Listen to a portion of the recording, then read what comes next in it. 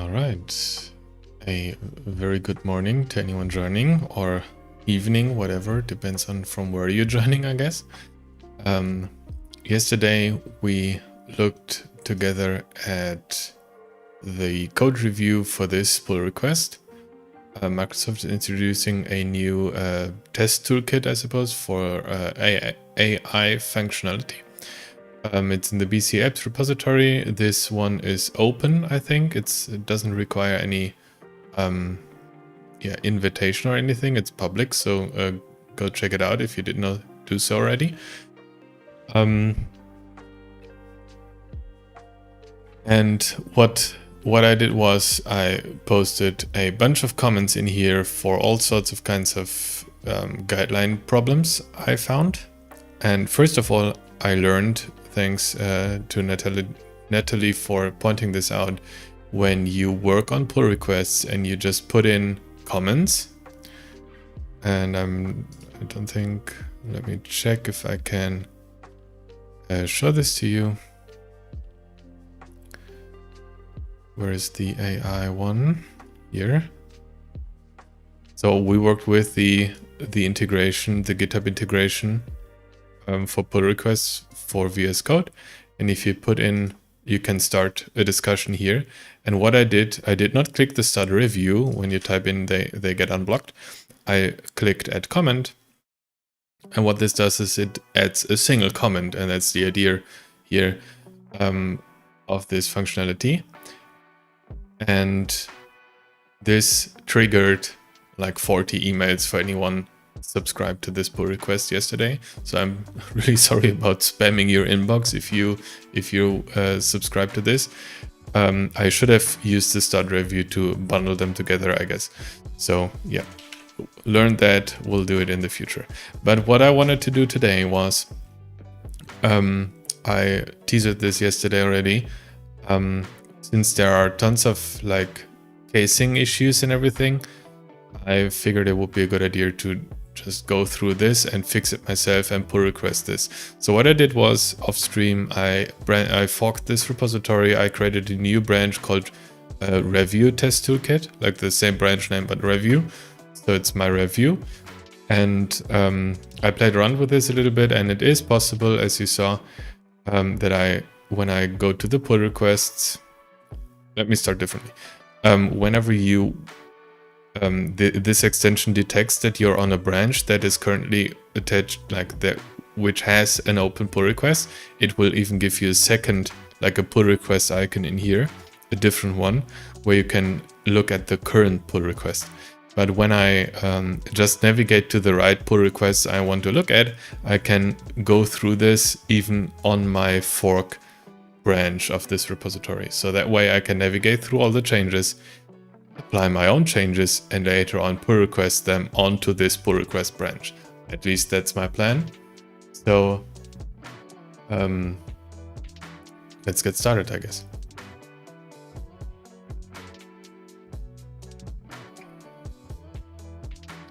Okay. So again, we have, and what I also did was in here, I created a workspace because yesterday I was not able to compile this because I was missing the second part from this pull request.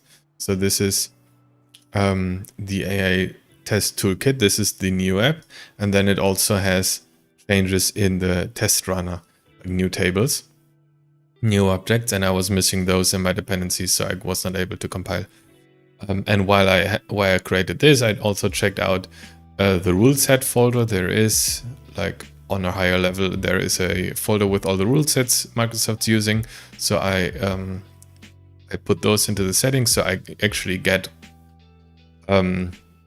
reasonable diagnostics in this repository. Let's activate the screencast mode as well, so you can see my key combinations I'm using. All right, so let's get started. I still want to go through the files one by one, but this way we will be able to, let's see, maybe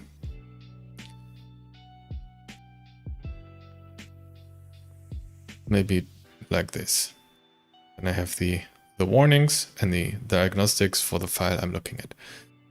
So yeah, permission sets, again, this was discussed already. We're not sure whether we need permission sets for test apps, so I'll just skip through those.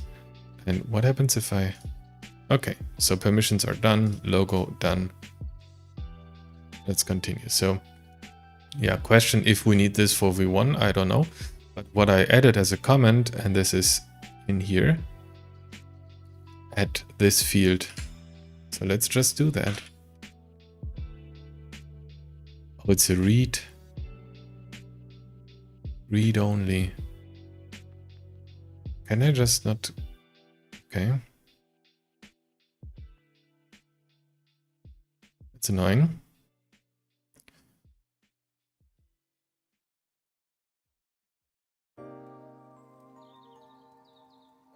I thought that it would do it like this. So they are handled as two separate files.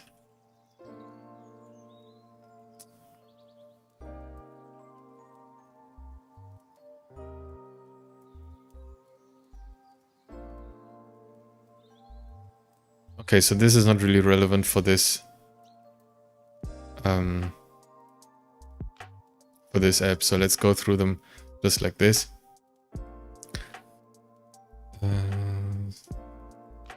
So this is okay.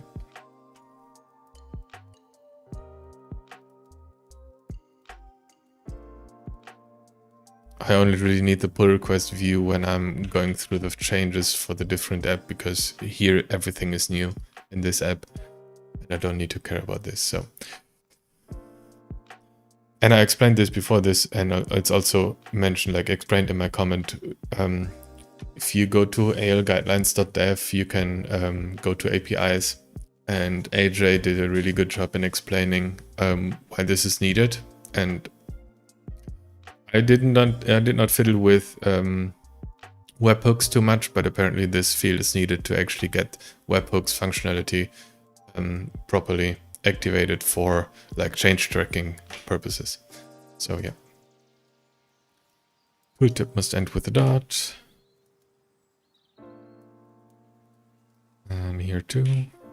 And what I would be doing here is just go through all this these warnings and fix them. It's mainly like LinterCop warnings that I'm addressing, but also like here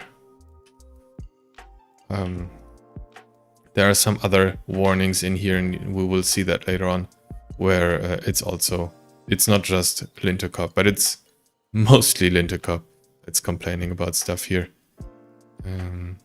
I had some other places as well, so we'll see. This is an unknown word, and I will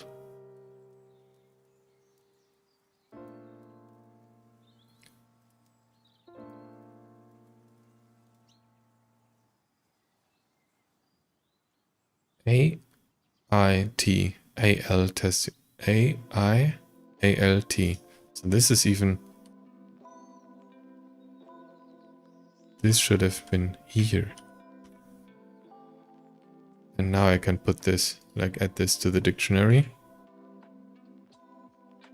Workspace settings. Okay.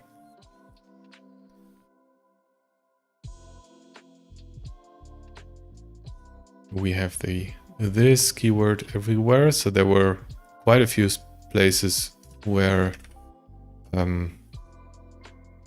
they forgot to add those. So thinking about whether I should do like formatting changes as well.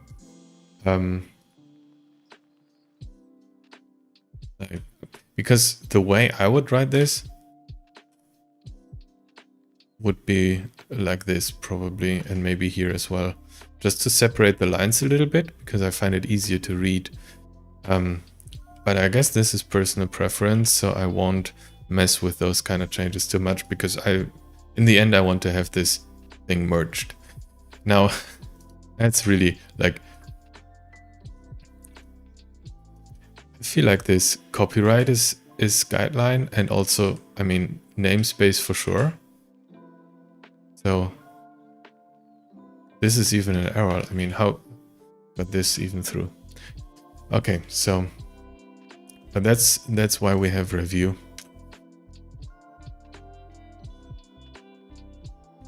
This is okay. Caption is missing. Let's put in a caption, I guess. How did they do the... Like, this doesn't have a caption? Okay, so with the prefix. That's what I wanted to check. Okay, auto increment. Yeah, this is nothing I can decide. I don't know if those should be on the page or not. So maybe for anyone who didn't join yesterday, and this time I can actually show it because I can edit stuff.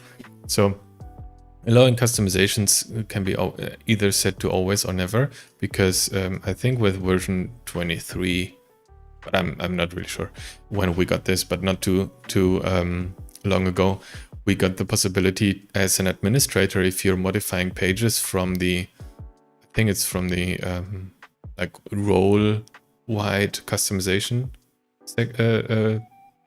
functionality, where you can customize pages for an entire role. You can put in fields on the pages which are not on the pages. Okay, it sounds confusing. Normally with personalization, you can only add fields to pages which are on the page in the code, but visible false. You can make them visible. With this recent change, you can, as an administrator, add fields that are not even on the page in the code. And this property controls whether this is possible or not. So the linter rule basically just says, hey, don't forget to think about whether this field should be on pages, like a load for pages or not. So it detects that it's not on any page and just tells you, maybe set this explicitly, so you actually think about, like, maybe you forgot to put it on the page, but maybe you don't want to have it on the page, then yeah, that's what this is about. FlowField should not be editable. Yep.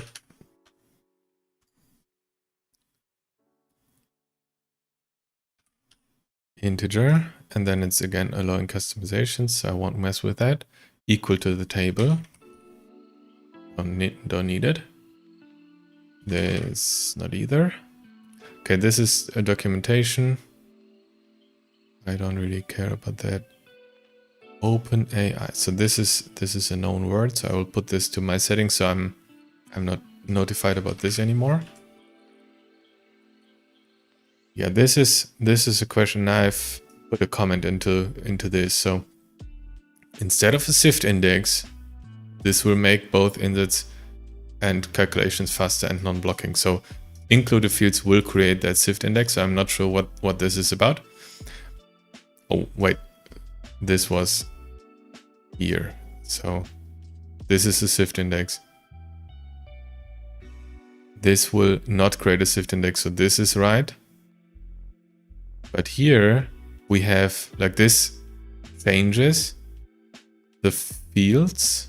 So the normally when you create a key, those fields plus the primary key fields are created as index fields on the SQL server. This will override this, so the SQL index will only have those fields. The only usage that I've seen so far was to exclude the primary key, which is included implicitly if you do not specify this. But here the fields are totally, like, none of those fields are actually included, so there is no match between those fields. So I'm really confused what this is about. So, and I've commented this already on the pull request, but nothing I will change right now. So this complains that we have an access internal table with a public procedure which is not called. So this is actually an internal procedure which is not called. But in this case, we have a get blob, we have a set blob, so it might be used in the future, so this is okay, I think. And then no warnings anymore. So let's, what was the warning on here? Okay. Again, caption missing, put in a caption.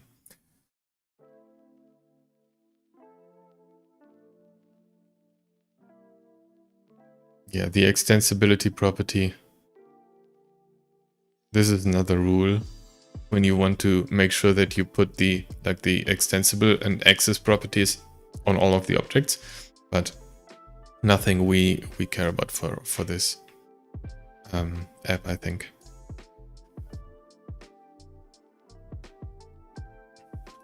And again, application area. Since it's set on the page globally, we do not need to set it on all of the fields since it's inherited. So let's remove them. Caption. ToolTip. Ends with a dot.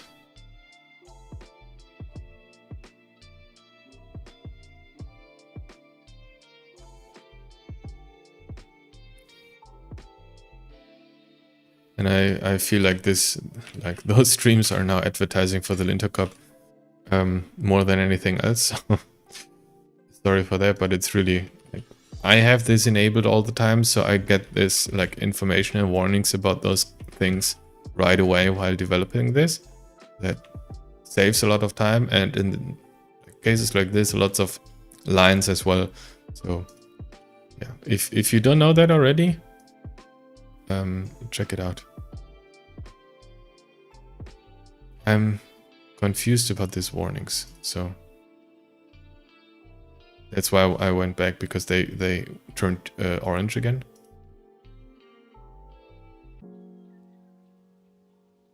Okay, again, tooltips, no, application area, sorry. And I know there are like tools and ways to have the casing and everything auto-fix. I think Andre's extension adds lots of this. But there are two reasons I'm not doing it like this. I'm not using that for things like this because I'm not sure what exactly gets changed. So I would need to go back and review all the changes that were done by this command. So I can also go through them and do the changes manually. And also I'm working on Linux, and I really need to talk to Andrej to get this extension working on Linux again.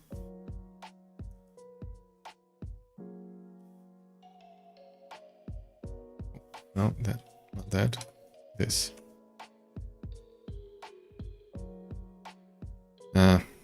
Okay. No, okay.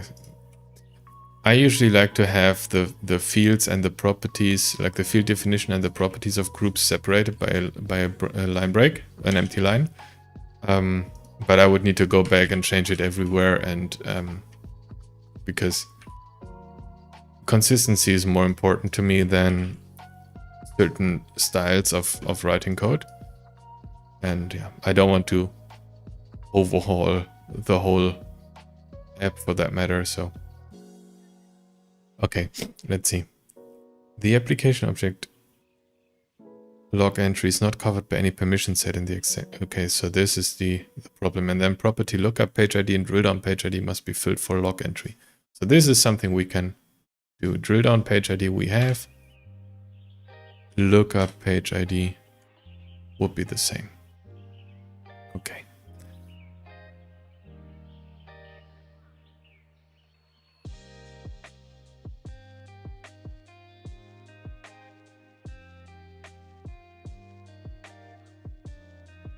Right. Let's just skip through those real quick. Those are the sample test code units, and they have I think they have more problem. Okay.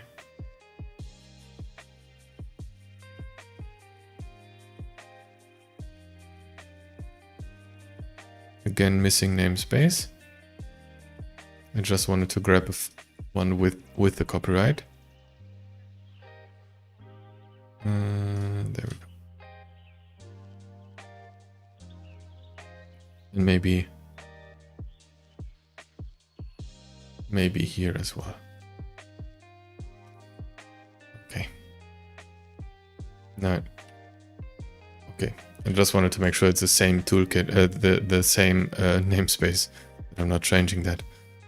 All right. So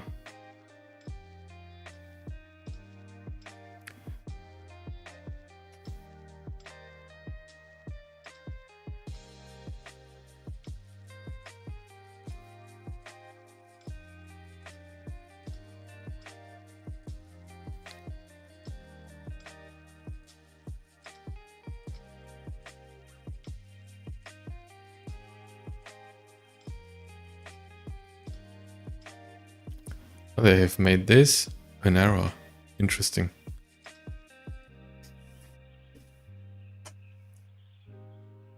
Okay, but I'm not sure if I want to mess with this. So I will leave it as it is. Now here, again, test runner. That makes it compile. Now, casing issues. All right, wasn't as bad as I expected. Okay, those were those.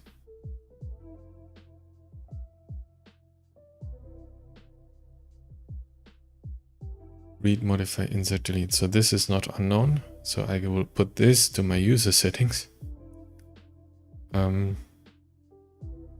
Action.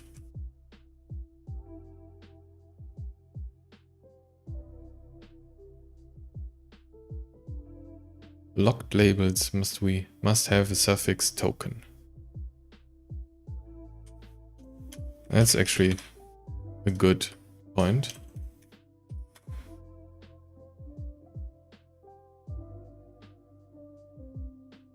Modify true. Internal method. Never used, but again, this probably makes sense to have it, even though it's not used yet.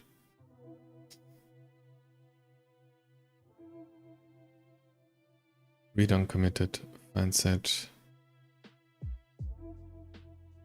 by reference. I'm thinking about the set load fields here. But yeah, according to Waldo, this use always set load fields because even rigid loads are faster than loading the entire thing. But this is a really small table, so yeah, can probably stay like this.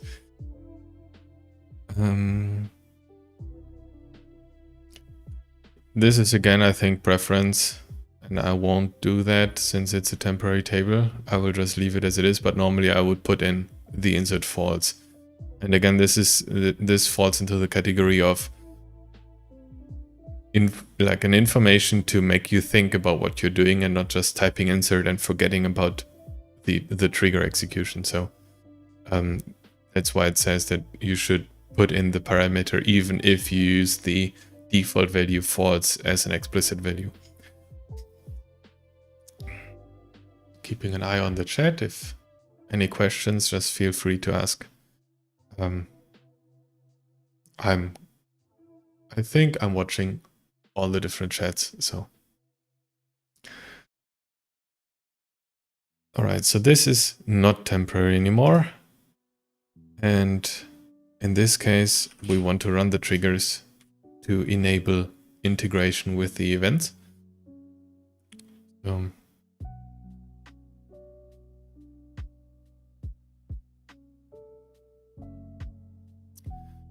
Yeah, I've put in a comment here yesterday that it would probably be possible to do a FlowField and then save the loopy loop thing. Let's see if we can do this. Let's do some FlowField magic.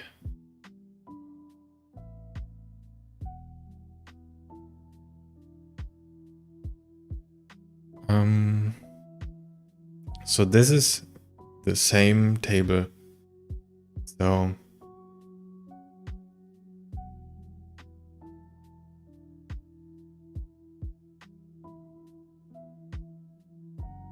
let's see. So what I meant was we have the header lines with line type code unit, and then the child lines with line type function, which share those two fields. So let's see if we can put create a field for this. Called number of functions integer. I also could do like as functions, but I think this way it's like a little bit more multi-purpose.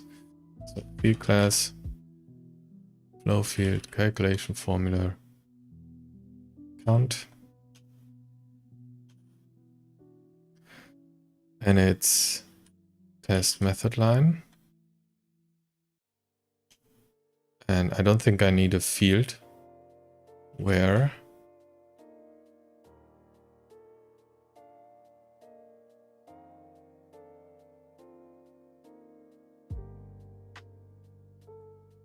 test suites equal test suite.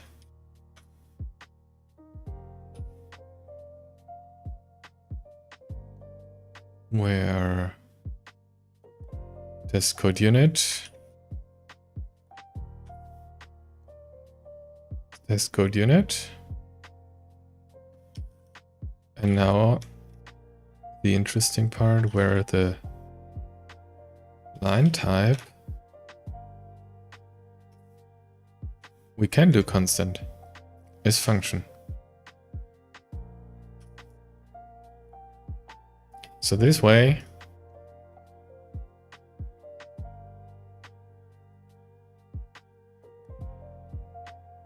okay. Caption is missing. Number of functions, I guess. Like this. Editable ports.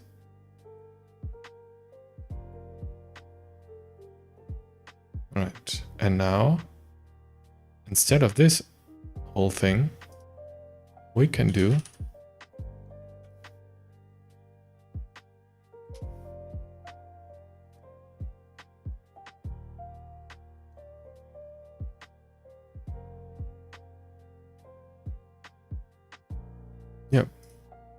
we can do set range, number of test functions 0, and then do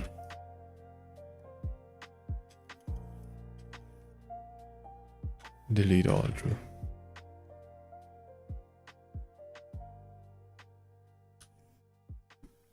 This should result in the exact same records being deleted. There was a filter, and that's why I hesitated for a second, because those filters do not include this line to link the test code units together, but this is part of the flow filter. So yeah, we only get code unit lines where there are no functions underneath. So, and this way we, again, I explained this, but we save the read, like an overall read for all of those code unit lines. Then for each of those, we do another read into the same table to check if there are functions underneath, and then we call the delete. And this way, with the delete all and the filter, we tell the SQL Server what lines, like how to identify all of those code unit lines with one query, because this will result in a join on to the same table with different filters. And the SQL Server can do one query to delete everything.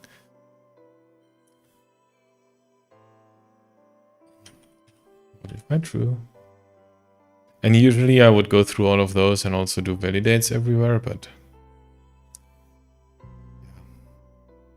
again, I want to have this merged and not just abandoned because too much differences. Let's see. No read isolation. And I think they use read uncommitted everywhere in this kind of schema, so I want to, like, I will try to align with this. I would probably, I'm a fan of read committed, just to not have dirty reads. But yeah, consistency, right? So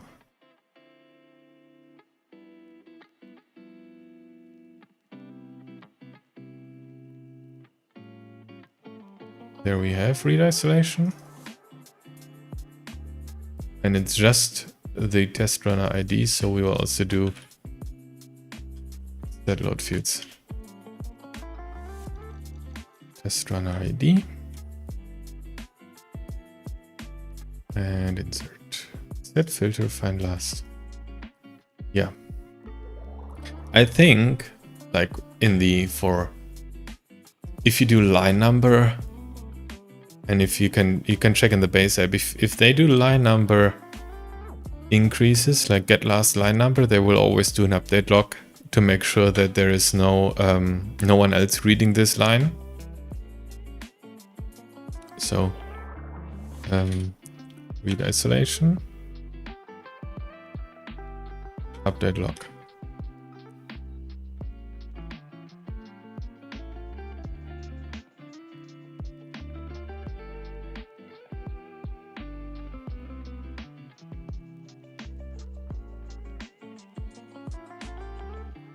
And also set load fields again for the name.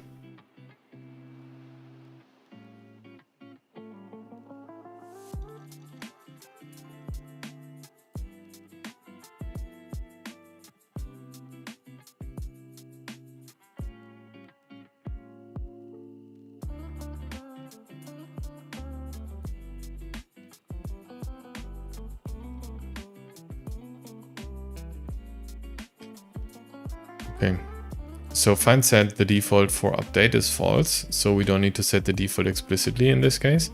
If you do for update true, this will be the same, as far as I know, as read isolation update log. So then you also don't need to set the read isolation, or you can set the read isolation, but always leave it blank, the parameter from find set. So that's what we did here.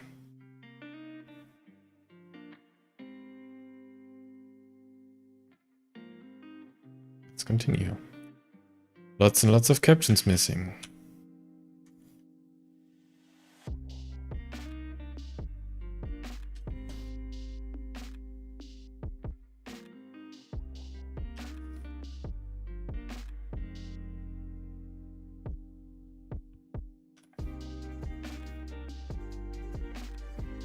And I'm actually not sure if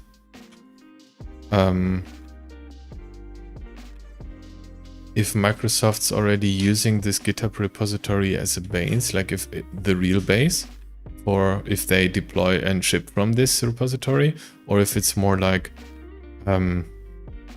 merging it again somewhere in their internal DevOps or something, and then shipping from there. So those kind of things would have been fixed, but I don't want to risk it. So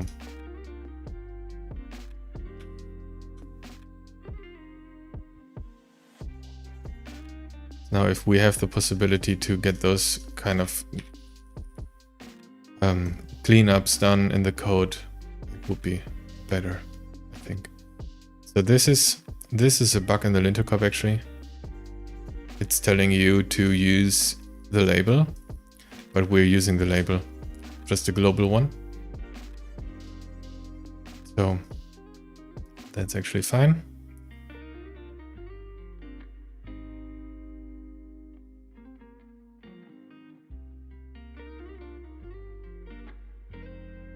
Okay, something's broken here. Why?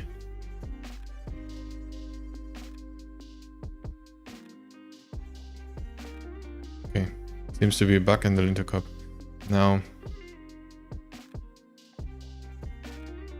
Oh, okay. No, I probably did a change because I clicked my middle mouse button and somehow, yeah, there is a key underneath. FlowField should be added to the SIFT key. Wasn't this what we saw before, that they actively decided to not do this? No, there is.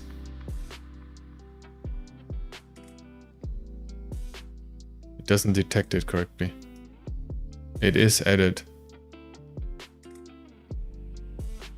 Or isn't it like maybe the filters are not right? Procedure name, operation, version, test method line. Yeah, because the filters are not right. And this is...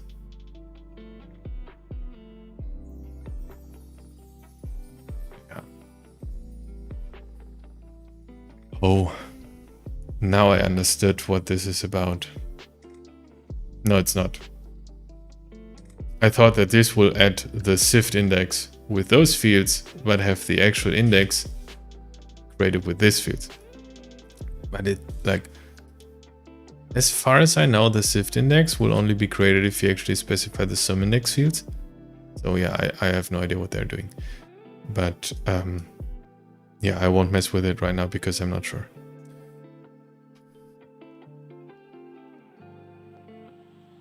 Okay, this is looking good.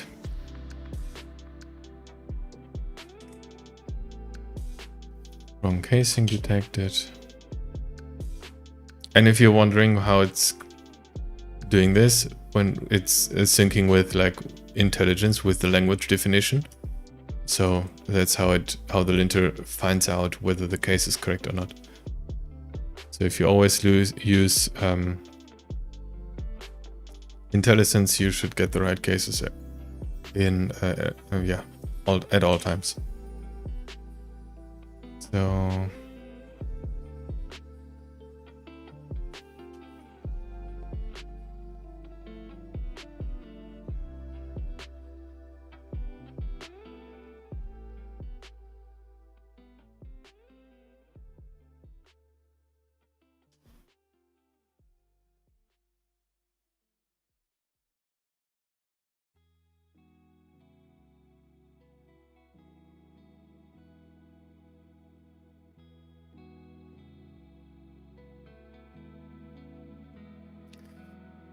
okay, so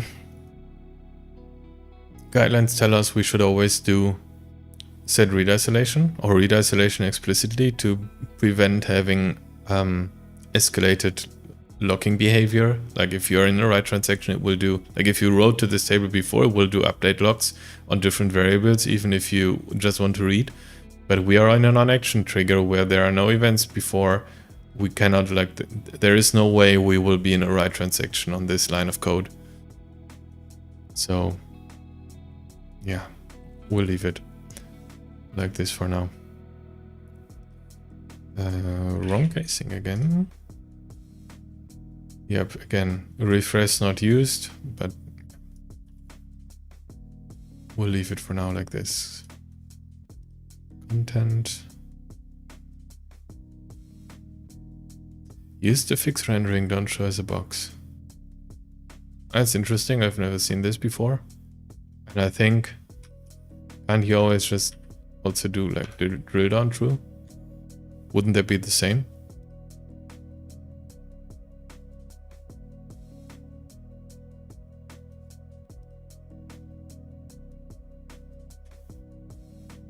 Don't know, not sure.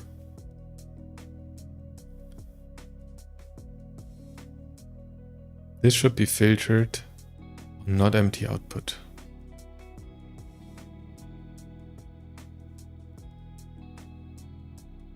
Sure what they mean, filtering a field.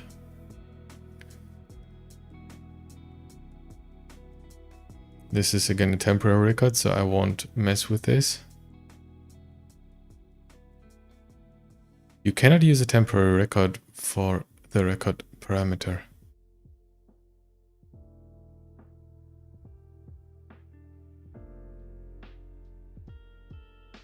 think you can.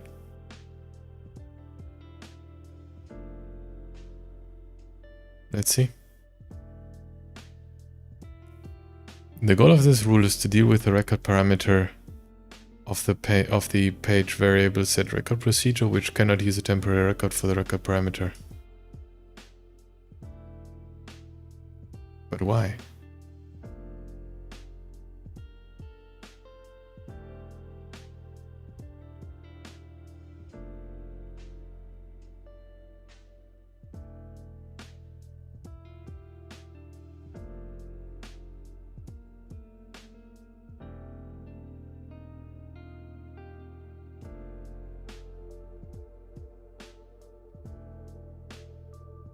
Oh, it even says it in documentation. You cannot use a temporary record for the record parameter. All right, so this is interesting.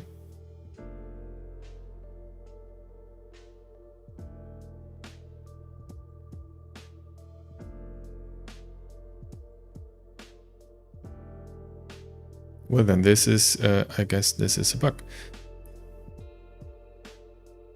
AITestToolkit.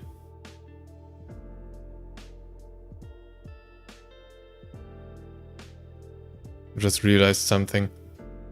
In one of the comments, the creator of this branch or this pull request said they didn't want to use AITT. Oh no, the second T is from test. All right, never mind. Let's see. This is the test suite page. This one. According to documentation, you cannot use temporary variables with the set record function.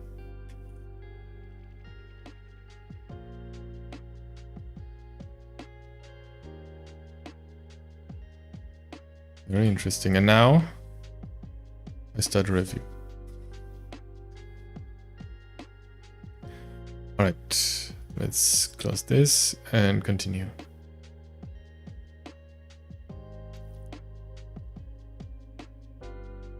Morning, Pavlo.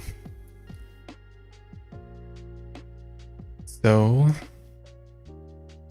more casing issues. Below xrec, this is an unknown word. I think this is okay.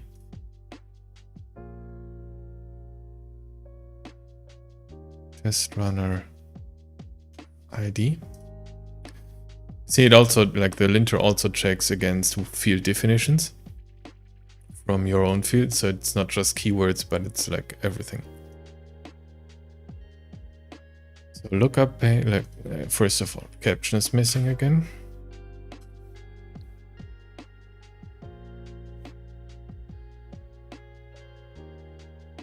Now this can't be like, oh no, this is a table. All right. Okay, because of the lookup and drill down page missing thing. But I'm not sure why this is going away. So ModifyAll.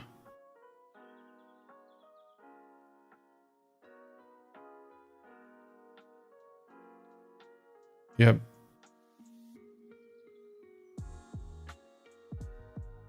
Let's do ModifyAll true.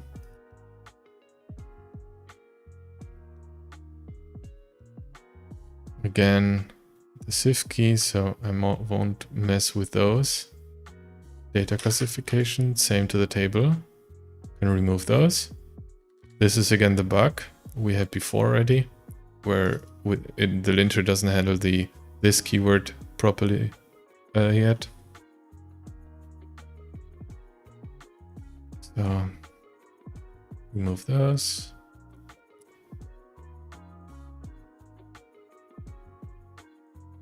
And by the way, this is like, I'm not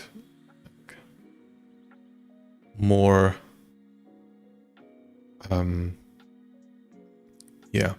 careful or more like in-depth reviewing Microsoft, I'm doing the same level of reviews to all the reviews I do. So this would normally be stuff I'm complaining about in any pull request. Pavlo has a question.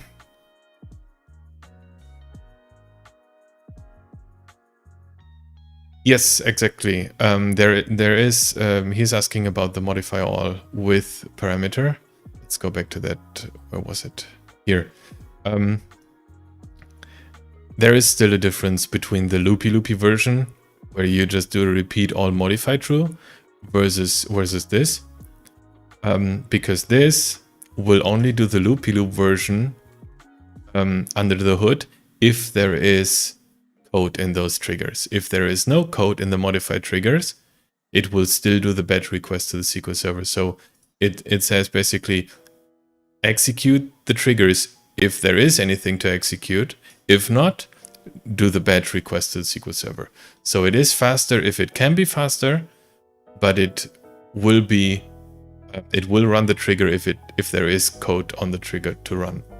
So yeah, you still want to do the modify all true, because otherwise there would be business logic skipped if anyone wants to subscribe to those modified triggers. So,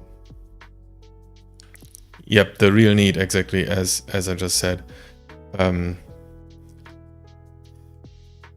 There might not be code on this modified trigger just yet, but if you want to create an extension and you need to you decide to do anything like add code to those triggers, you can't, because in this scenario, in this particular case, the trigger was not called. So that's why my rule of thumb is run the triggers. There is no downside in running them, like specifying the parameter true to execute them if there is no code. Absolutely no downside whatsoever. But the downside of having false is that the triggers won't get called, so others cannot subscribe to those triggers if they need to. That's why I always want to have those true. Same goes for validate actually, and I did a session on tech days. Check it out on YouTube if you want to. There I did a really explanation of this philosophy of really calling the triggers always. And the downside of ModifyAll is that validate triggers won't get executed. But this is nothing I will force Microsoft onto right now. So yeah, but if there is a modify or ModifyAll or any kind of those things, I will put the parameter in here. The exception would be temporary tables. There you want to be a little bit more careful of what you're doing. So if there is record like code on temporary tables, I won't change those values there. And now this is the method line, and here we have the test suite, but here they also did modify true. It's actually pretty consistently used and run the trigger, but in some cases they just missed it apparently. So this is just an C-spell info, so nothing to worry about. Again, content. Application area all.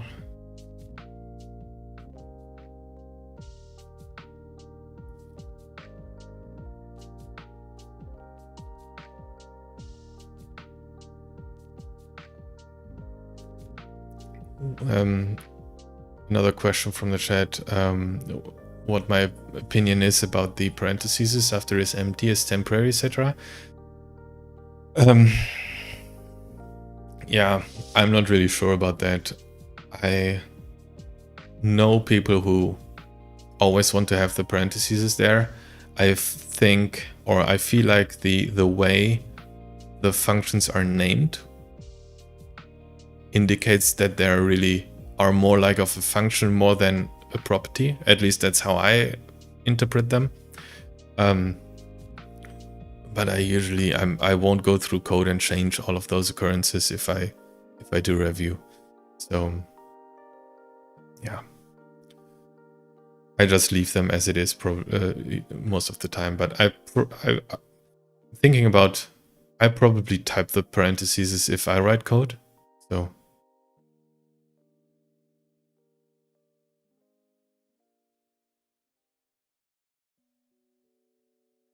yeah, it could be that it was a warning at some point. Let's see if, let's check.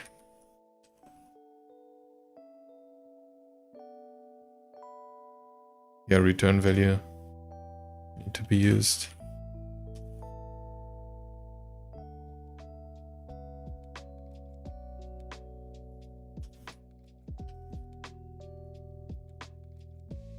No warnings, at least in the configuration I'm using right now. But LinterCop is enabled, and there are rule sets in place from Microsoft, but yeah. But I feel like there was a warning at some point. It could be that it is the linter. But maybe we removed it because it's like, again, personal preference, more kind of the thing.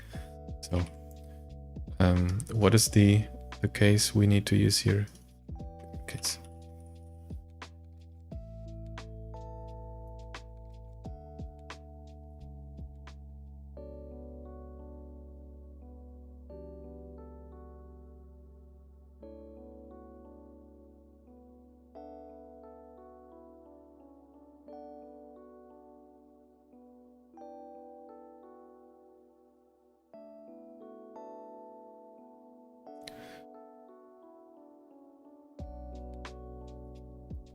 AITT.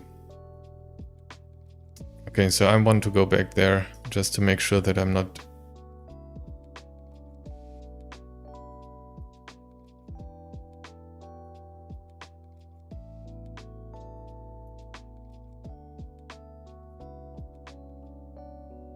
I need to check the comment about this. 1 second. There was a comment.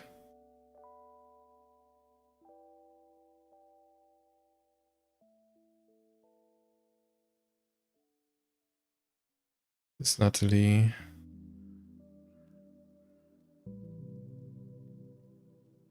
Oh, here. So AIT stands for AI Test. We did not want to write AITT. So correct me if I'm wrong, but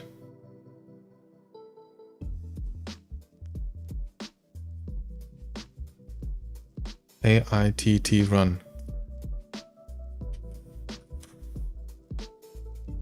Let's stick with the naming guidelines, I guess.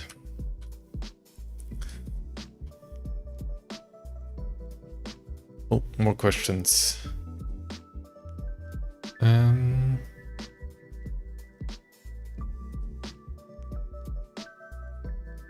Yes, saving space, empty curly brackets.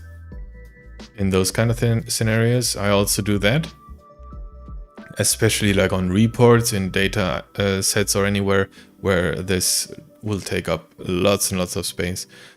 But again, I try to keep it to the more necessary changes here and not the personal preferences. But again, here we have something, locked labels token.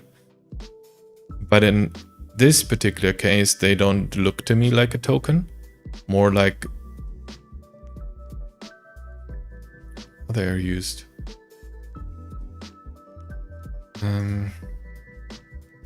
This is for lock message. Okay. Token.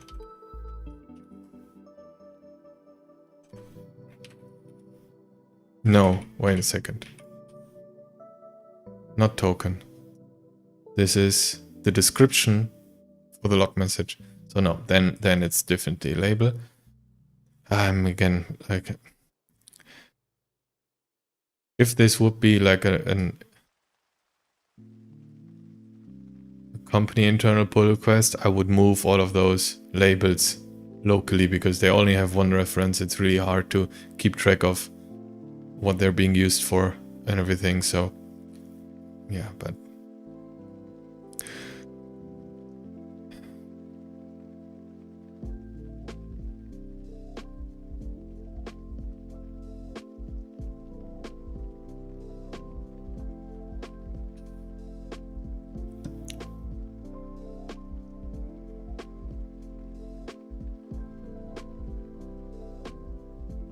Why do we need this commit here?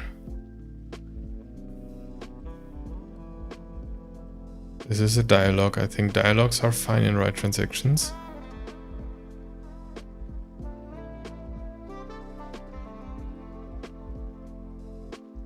No idea.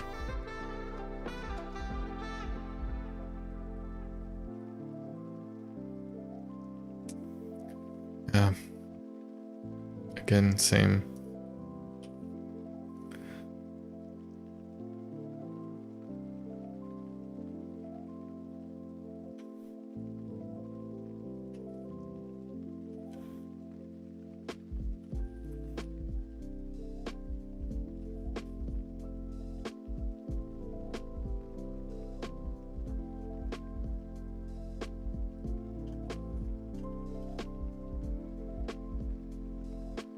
Let's see if this gets accepted. Well, this is...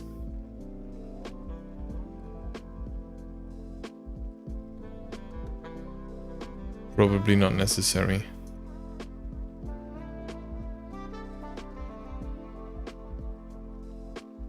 Let's see. Okay, I won't do this. This is how I would usually do it, but again, I really would like to get this pull request accepted. And if they don't want to comment their code in a proper way, then I guess it's not my problem.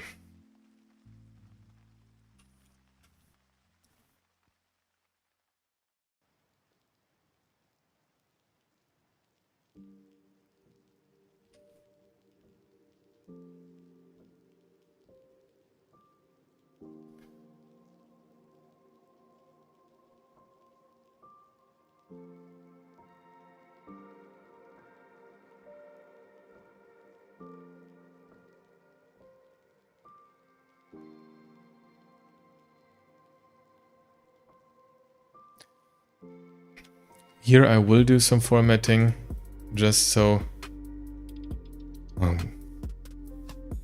okay, just so it's easier to read a little bit.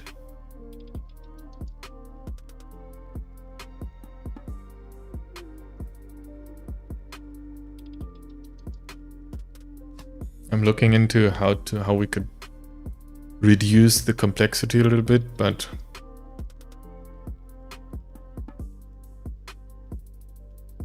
I don't want to mess with the logic too much, so I will leave that. Complexity again. So and this is not used anymore. Oh, what's this? So let's remove unused variables. So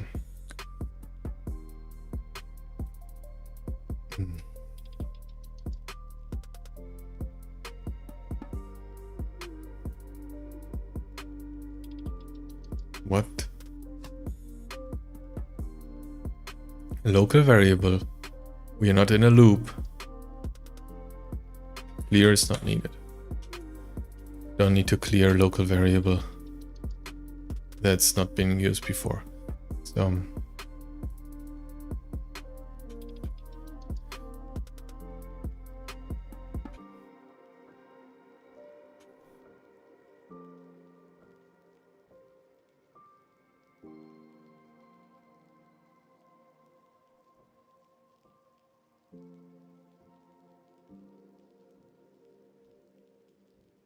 okay, let's see. So this is just writing lots of fields. And then doing insert true. Okay, so that's probably fine.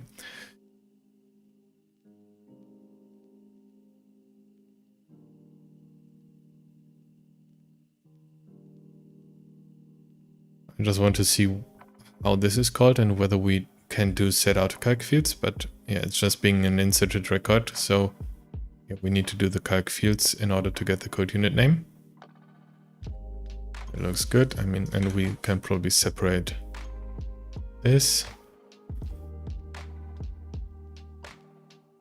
with to do. Oh, what is the to do saying? Check what it's being emitted. Consider using feature update telemetry. Yeah, probably a good idea to use the feature telemetry for this.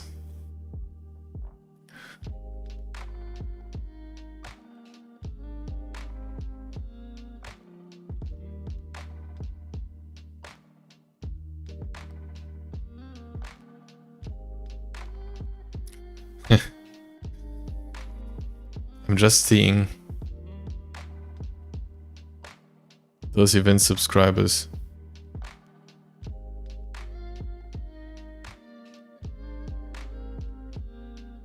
And I've added a bunch of them, particularly in this code. So I'm curious if this will be complained about that I did those changes, because it might break the intended order of execution, that they didn't want to have those event subscribers executed in some of those cases where they did not call the modify trigger.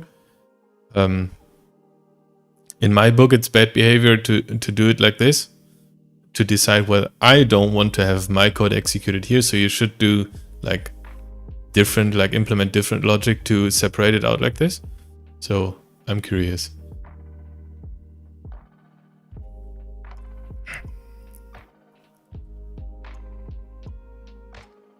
Okay, so this is looking fine now.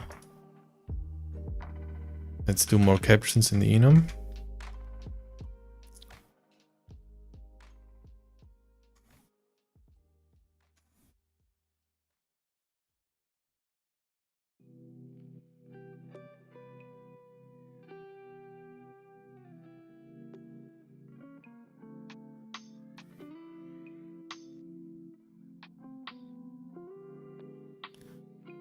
Is declared but never used.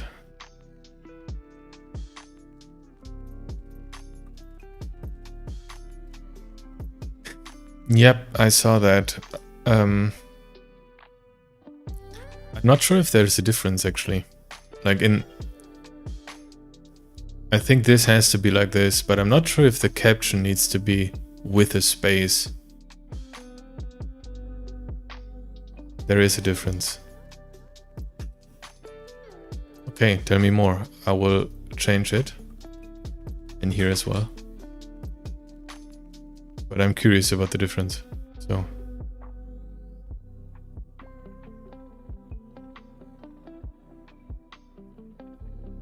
oh, and the caption determines the values shown in the dropdown. So if there is no space at all in the caption, it will also be hidden from the dropdown. Is that right? Oh, understood. All right. Nice catch. Thanks. So okay, I think this was this enum, then this, now this. All right. This is again. Oh, this is a local procedure. It's not being used with documentation. Interesting. Again, won't mess with that too much.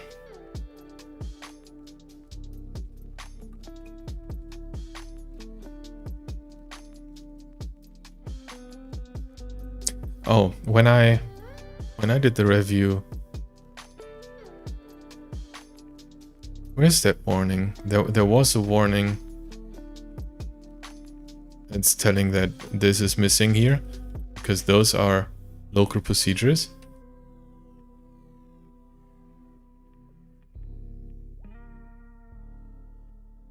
And it's gone. So, okay.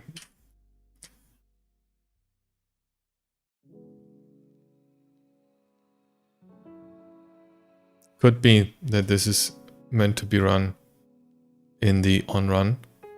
I don't think there is an on-run in here, so, but again, this could be something I could put in a comment. Actually, let me do that.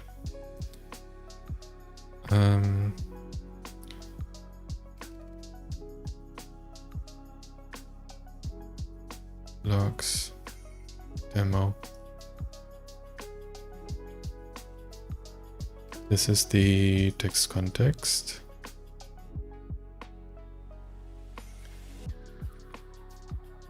This procedure is local and never used. Is it needed or was Did you forget to call it somewhere? Because sometimes you put in, like, you add a function and then you wanted to call it, but you didn't, and then you forget it, and yeah. Broken code. So again, this, I think this should be like this. But they also mentioned in one of the comments that they're unsure about this, like the approach of how often to use this and where to use it. So same here. Okay.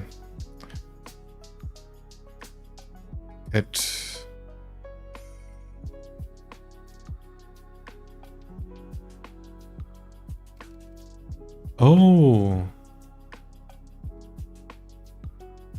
Seems like the linter is broken. And the compiler.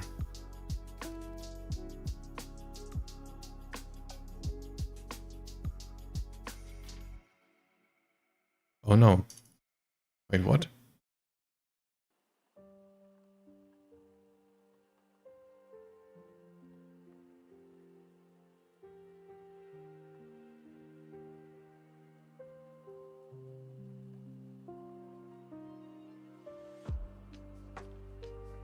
I think I messed with that file.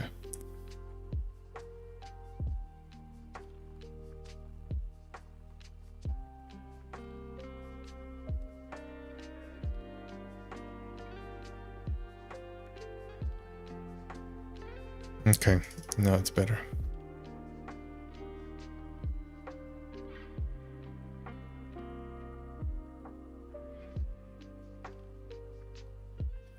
Yeah.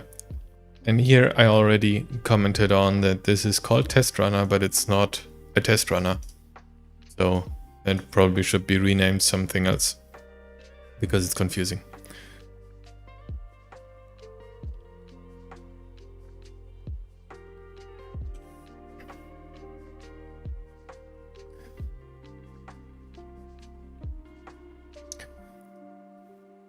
Here the linter is complaining about that datetime comparison should be done with the tape helper, and Camille, I think, explained yesterday that this is necessary for. Was it Camille? I'm not sure. That this is necessary for, or this will improve accuracy,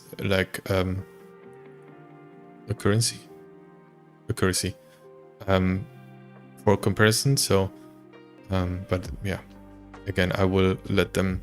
Microsoft fix that if they want to. Public function not used.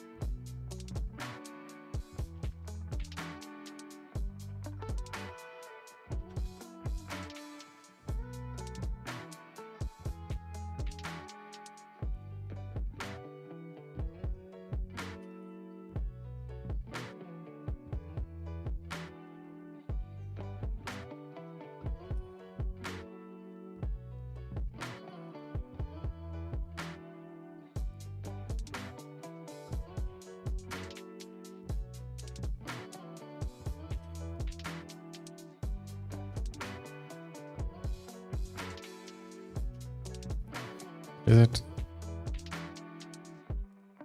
Import error.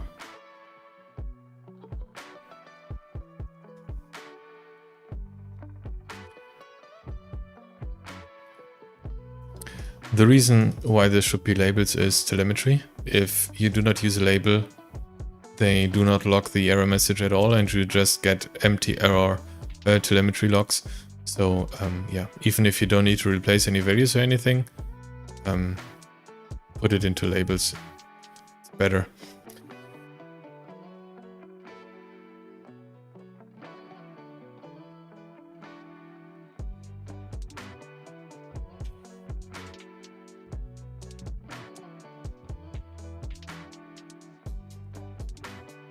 Okay.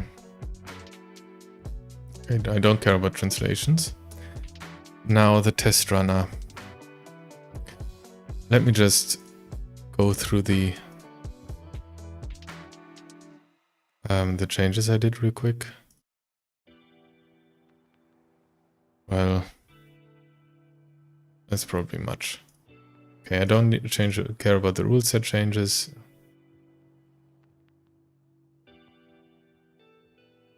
Why not? I mean, formatting is always nice. Like, nice formatting is always nice. Okay. So this is review AI. What's it called? AI Test Toolkit.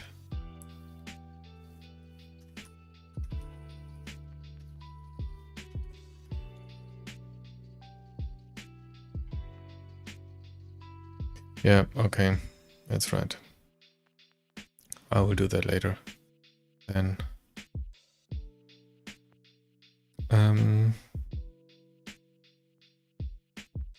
but they are staged, so I can continue with the other ones. Let's see. So I have those. There's permission sets. Then we have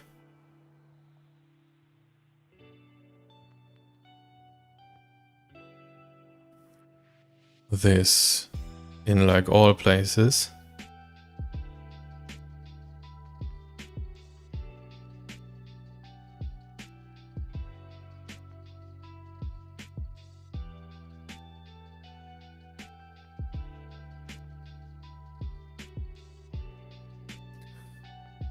Just scrolling through the changes because yeah, I don't want to review the whole file. I just want to review the changes that were done in the code in that pull request. So those are new objects.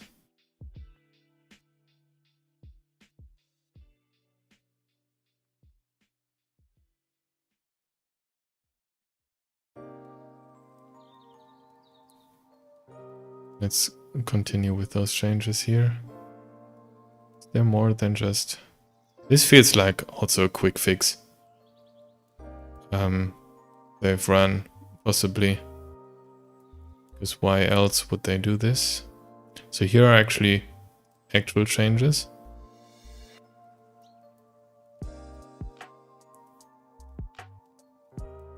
But nothing too crazy.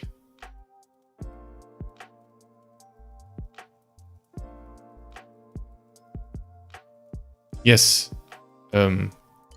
this dot is the reference to the current object. It sort of replaces like current page, current report, current XML port, those kind of things we already had since 25. So it will come, and this is already pointed against 25. So that's why they've already done added this. But what the real thing, the real good thing, what it does is it lets you access global functions and variables with this as well. So you can determine and see at one glance that this is a global variable that they're referencing through this. And yes, it works for code units. This is the main thing. You can put in the current reference of a code unit into a function, pass it in, and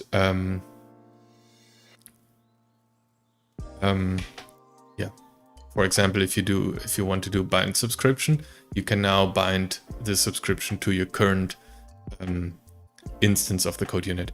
And yeah, locals as well, like global variables, and like any kind of functions that are to the global scope of the code unit, so local scope as well, because you're working on your own object. So yeah, it's a little confusing to explain this, but I think you get what I mean. Any function that's in your current scope, no matter if created as global, local, or internal procedure, I guess.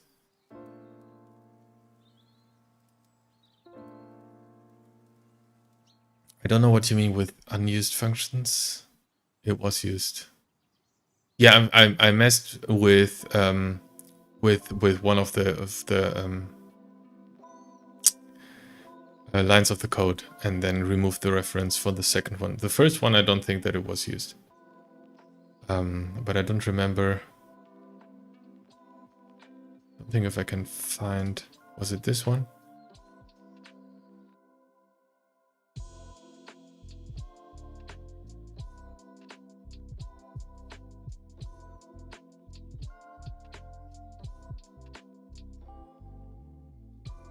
No, this is the suite management, and we are in text in test context, and here it's also suite management. So they have on the different code, on the other code unit, they have the same name. So no, it's not used. It's actually not used.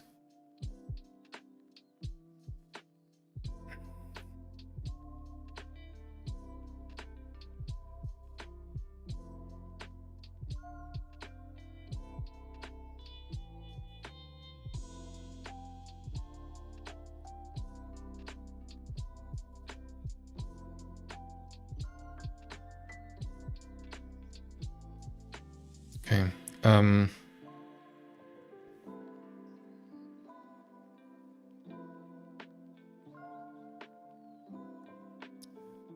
I will need to continue this another time. I want to make sure that I get the AI Test Toolkit changes committed and pushed, and the pull request created and everything, but I will do this off stream. And I have another thing I need to care about in a few minutes, so I will continue this with the second part for the runner changes, probably either like later today in the evening or tomorrow, I guess. But I want to get the first changes in there already, so we can avoid that somebody else working on those comments I put in yesterday already. So yep. Have a good one, and see you on the next stream. Goodbye.